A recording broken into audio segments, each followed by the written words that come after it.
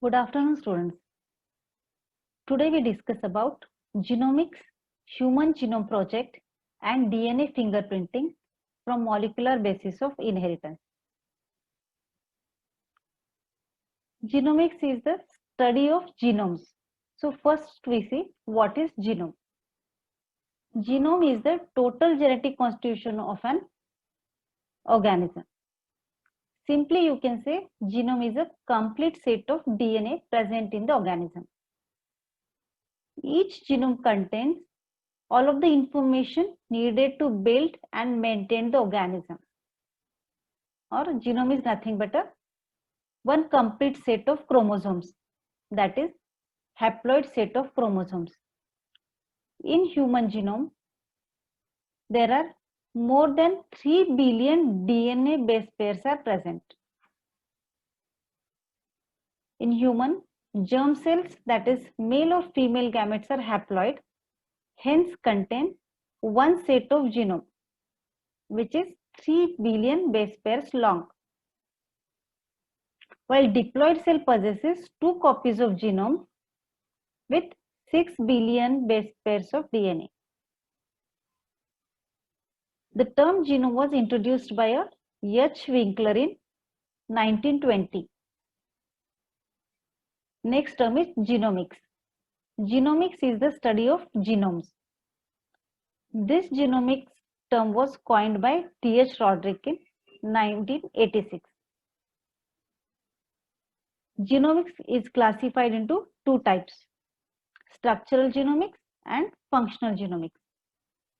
Structural genomics involve mapping, sequencing, and analysis of genome. Now, what is this genome mapping? Genome mapping is a method used to identify locus of a genes and the distance between two genes on a chromosome. And sequence means determining the order of the DNA base pairs that make up the DNA. Next type is functional genomics. Functional genomics deals with the study of functions of all gene sequences and their expressions in organisms. Functional genomics describe the functions and interactions of genes and proteins by making use of genome. Okay, this is about the types of genomics. Next is application of genomics. Genomics is used for different purposes like improvement of crop plants as well as in human health. The information acquired from the genomics research can be applied in a number of different sectors such as medicine, biotechnology, and social sciences.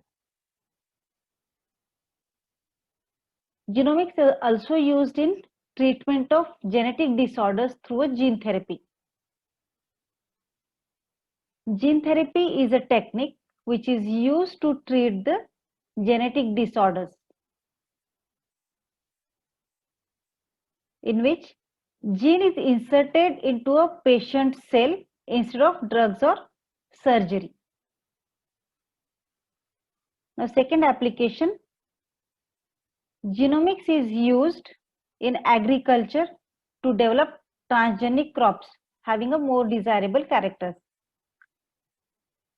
Transgenic crops are genetically modified crops when or where one or more genes have been inserted artificially from the different plant or a species by using a genetic engineering to develop a desired characters.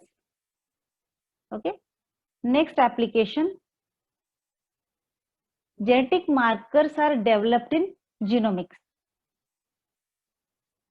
What are these genetic markers?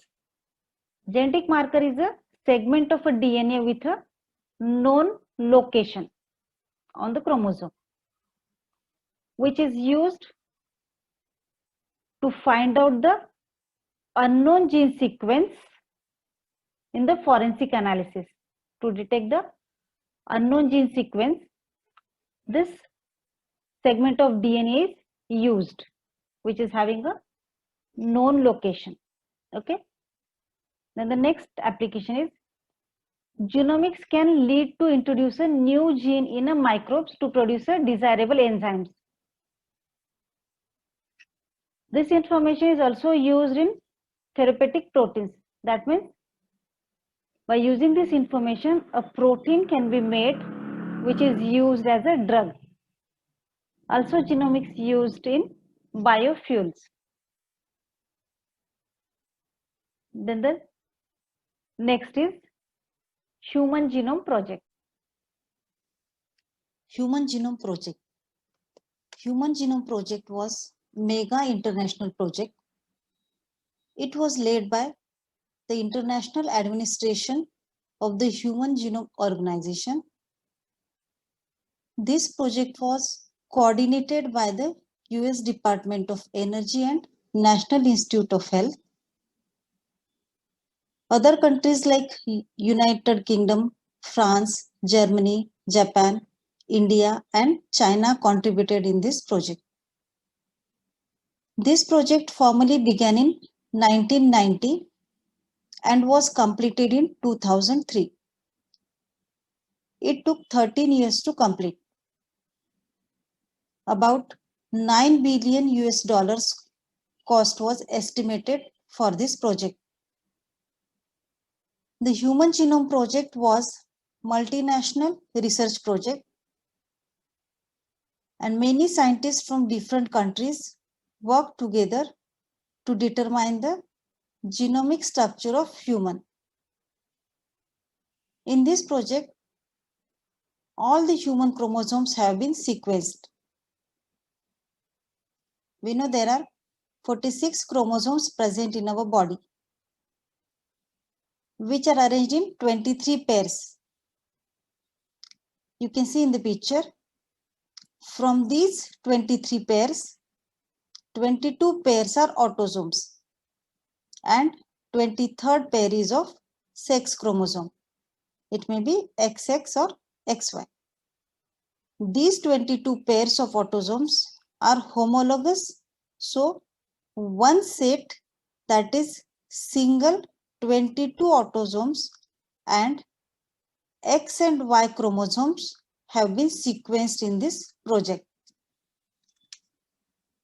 Let us see aims of this project. First, mapping the entire human genome at the level of nucleotide sequences. That means researchers studied location of each and every gene at the level of nucleotide sequences present in the genome. Second aim, to store the information collected from the project in a databases. In this project, huge data was generated and that entire data was stored in a high-speed computational devices which made the analysis of data easier. Third aim, to develop tools and techniques for analysis of data.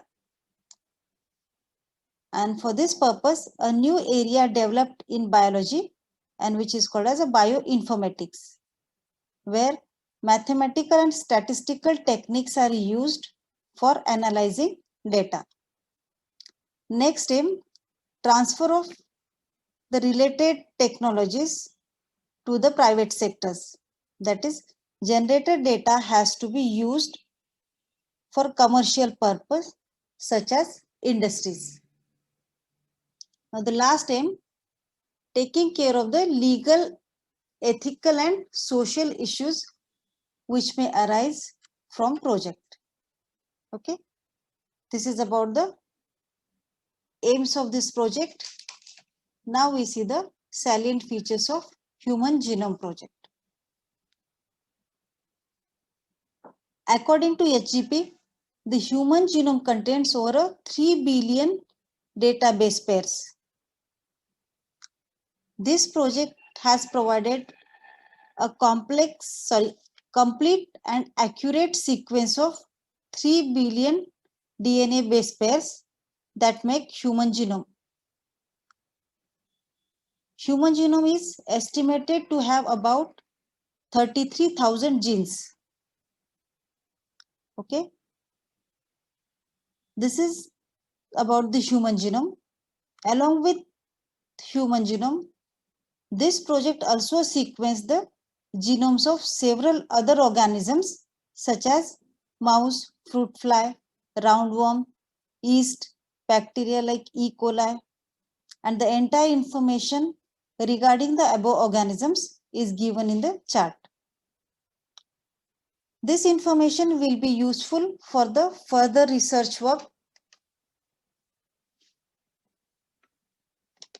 and the above comparative study of human and other organisms made clear that we possess many of the genes same as that of flies, roundworms, and mice. And such comparative studies lead to a greater understanding of human evolution. Researchers completed final analysis of Human Genome Project and confirmed that the 3 billion base pairs are present in human genome, and about 99.9% of the base pair sequence is identical or same in all human beings. Only 0.1% sequence is different, and which makes the individual or a person unique. Next is DNA fingerprinting. DNA fingerprinting. We know, friends, genetic material or a DNA determines the characters of organism, and every individual has its unique genetic makeup, which may be called its DNA fingerprint. Now, what is DNA fingerprinting?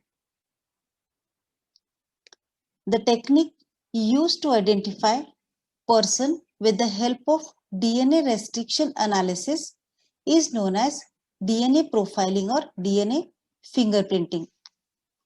This technique is used by scientists to distinguish between individuals of a same species only using sample of their DNA. And this technique was first given by British geneticist Dr. Alec Jeffreys in 1984. In India, Dr. Lalji Singh is known as father of DNA fingerprinting, who worked in the field of DNA fingerprinting technology in India. This technique is based on identification of nucleotide sequence present in DNA. And we know, friends, there are about 99.9% of nucleotide sequence. It's same in all human beings. Only 0.1% of nucleotide sequence or a DNA base pair sequence differ from person to person. And that is about 3 million base pairs, which is a 0.1% of 3 billion base pairs present in a human genome.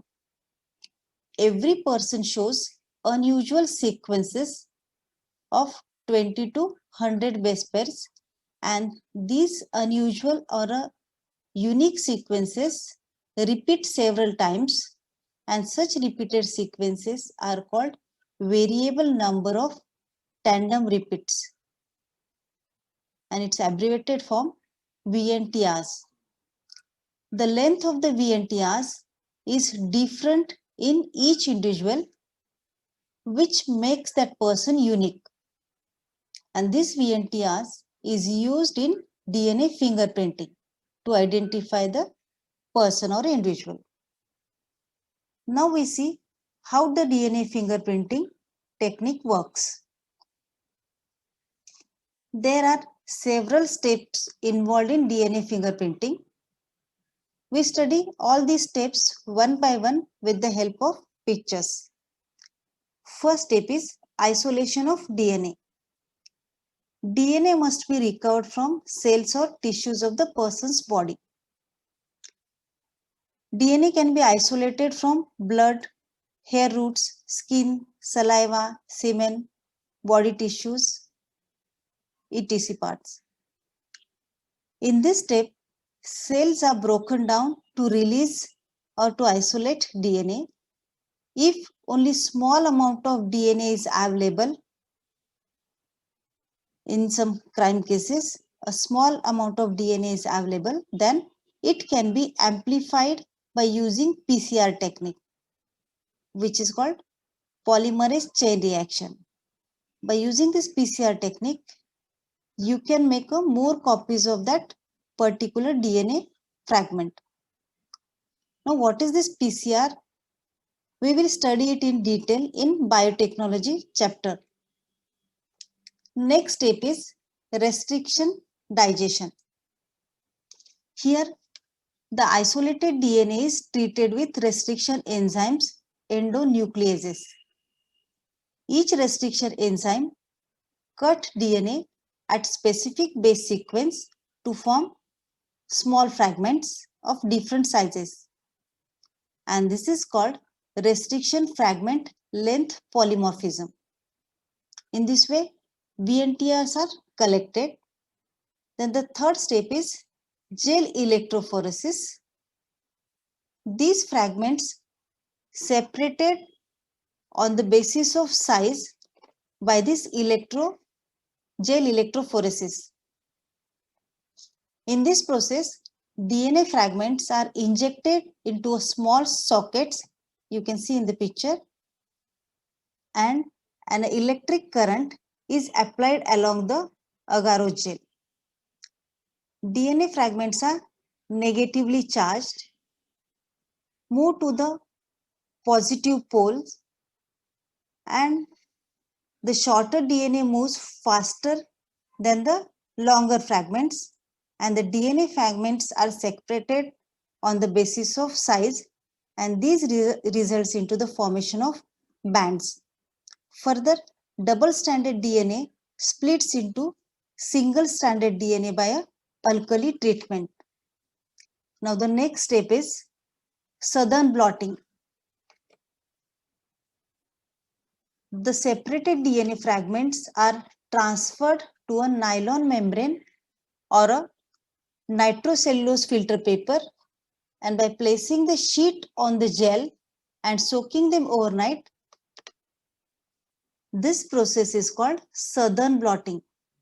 Southern is the name of a scientist who discovered this blotting process. Fifth step, selection of DNA probes. A known sequence of a single-stranded DNA is prepared, which is called DNA probe.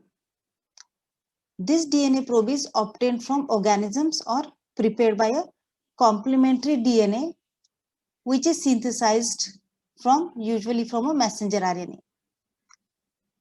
And this DNA probe is labeled with the radioactive isotopes. Further step is hybridization. In this step, probe DNA is added to a nylon sheet containing host DNA.